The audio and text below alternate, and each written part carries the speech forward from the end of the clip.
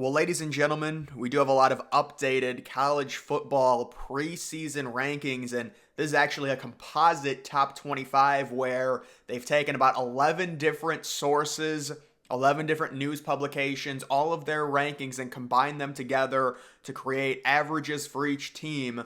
And this should give us good perspective on where these teams will likely be ranked in the AP poll when it does come out in mid-August, the preseason AP poll. So you can see composite college football rankings. Georgia, Ohio State, Texas are the consensus top teams. Again, this is 11 different polls combined together. This is the updated post-spring, post-transfer portal rankings. And you do have Georgia number one.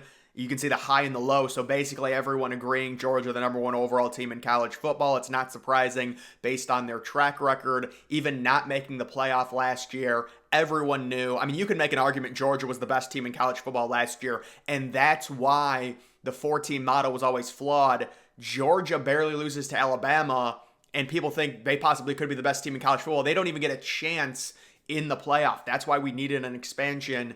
And I was for the 12-team playoff, and I said it was going to happen 2 years before it even happened. It's all in videos previously in like 2022. I put out several videos about that. You can see Ohio State coming in at number 2. ESPN FPI had Ohio State at number 4. I think that's due to the quarterback situation. We'll see with Will Howard. A lot of people saying Will Howard's like McCord. I don't think so personally. I think people don't realize how bad McCord actually is. And there's like this narrative now that McCord's going to be good at Syracuse because Syracuse has an easy schedule. He's got stone feet. I think Syracuse will probably go 7-5. McCord will not be good. You do have Texas at number 3. It's no surprise the consensus, Georgia, Ohio State, and Texas. I would imagine that's going to be the exact rankings. You could make an argument, though, for Oregon.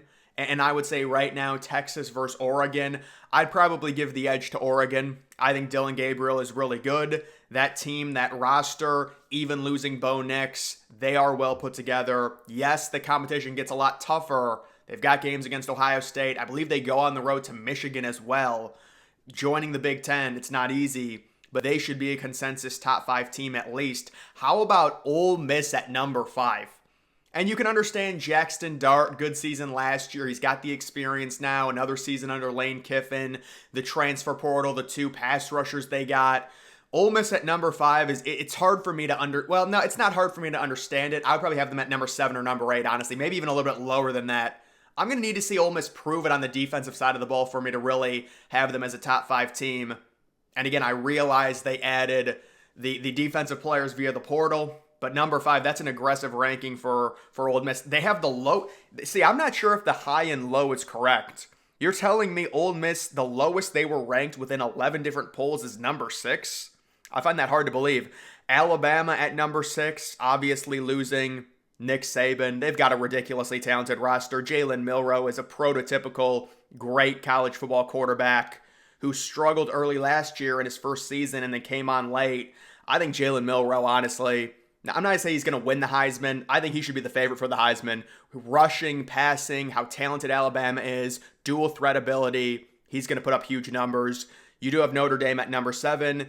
So yeah, Notre Dame, there was something that came out and everyone was reacting to it. It was like Notre Dame has the highest chance of going undefeated, according to ESPN FPI. The problem is these people don't understand the FPI takes into account the conference championship game, so that devalues the chances of Georgia, Ohio State, Oregon, Texas of going undefeated, and Notre Dame doesn't have a conference championship game, so obviously they're going to be vaulted in front of those teams. That doesn't mean Notre Dame is better than any of those teams. It's just they've got an easier path, and normally Notre Dame does have a hard schedule, and it's going to be interesting this year to see what happens to them, considering they're not going to get one of the top 4 spots because they're not going to be a conference champion, but they could get the number 5 spot. And if they get that spot, they will face a de facto, very likely group of 5 team, because we would expect a group of 5 team to be ranked number 12. They're at number 7 right now. I don't know, man. We'll see what happens with Riley Leonard. I know he's a dual threat QB, but he was injured pretty much basically all of last year outside of that week 1 Clemson game. You do have Missouri at number 8. Missouri is your prototypical, and people will get angry, but they're going to underperform. I can pretty much guarantee that. Brady Cook, he's a decent college quarterback. I know the narrative with them is they've got a really easy schedule for being in the SEC. I could see a 9-3 type year fringe playoff team. A lot of people think they're going to be really good because of their easy schedule. You do have Michigan at number 9.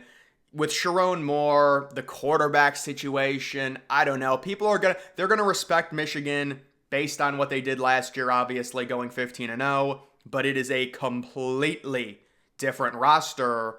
You do also have Donovan Edwards, who was somehow on the cover of the new college football video game, but Michigan is a completely different team. We will see. Penn State at number 10. Yeah, Penn State, if they would have expanded the playoff to 12 teams in 2014, I think Penn State probably would have made it 4 or 5 times because they've always been this team that's been in the range of like 5 through 12, but they've never been one of the 4 best teams, so they've never made the 4-team playoff.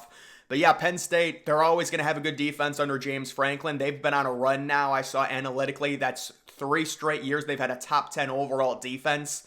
Defense is their strength. They're underrated in terms of that. They get Ohio State at home. They get the break in week 1 going to West Virginia, but it's a day game. It's a noon game.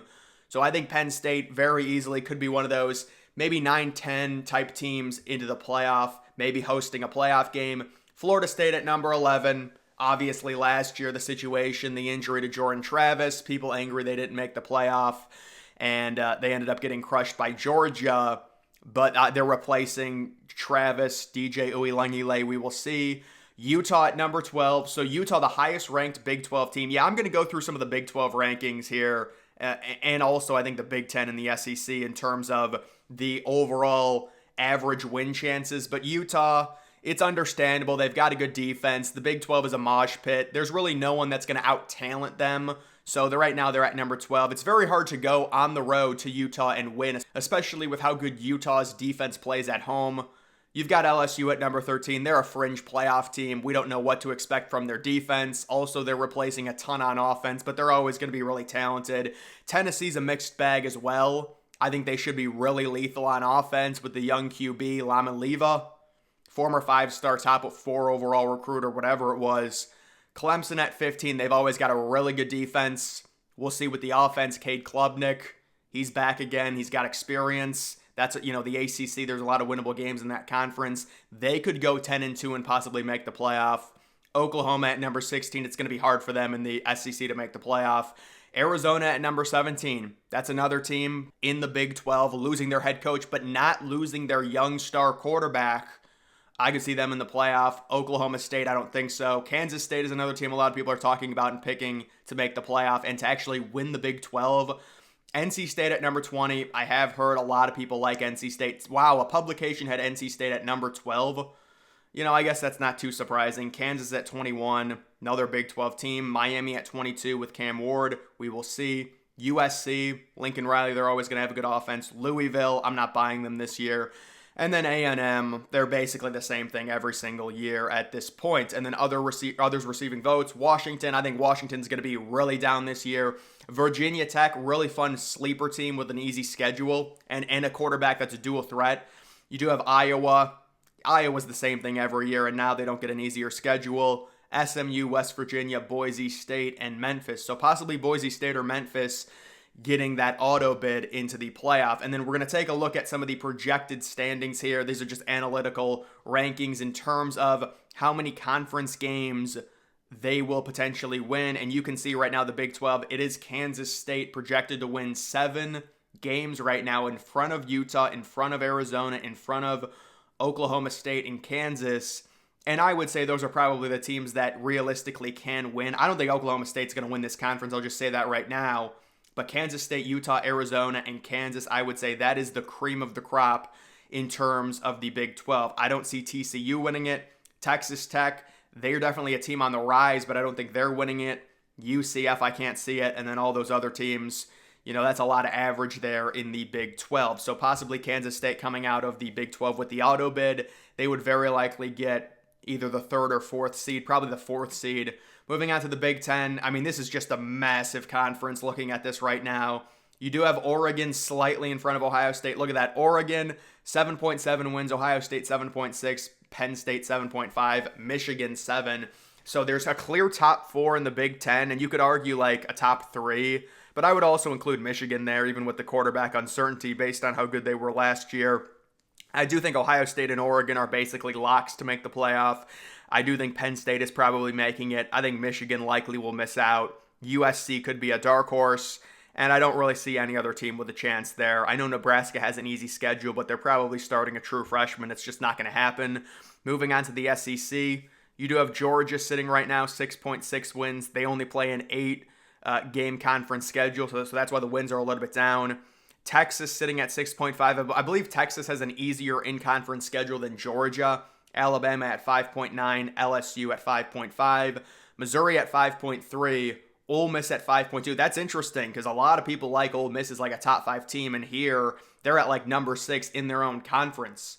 So in terms of this conference, I think we can agree Georgia, Texas, very likely to make the playoff, but I'm not 1,000% convinced on Texas.